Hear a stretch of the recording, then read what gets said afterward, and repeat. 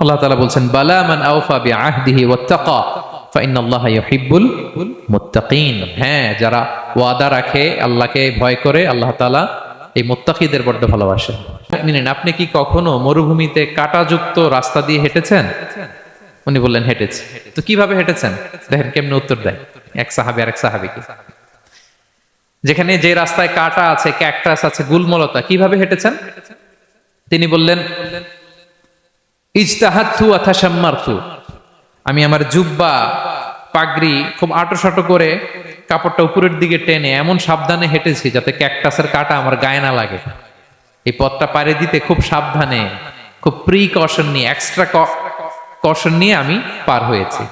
উবাই ইবনে কাব বললেন হাদা হুয়া তাকওয়া, এটাই তো তাকওয়া। এই তো বুঝে গেছেন আপনি, তাকওয়া হচ্ছে ক্রাইটেরিয়া, যার তাকওয়া বেশি সে আমার কাছে সম্মানিত।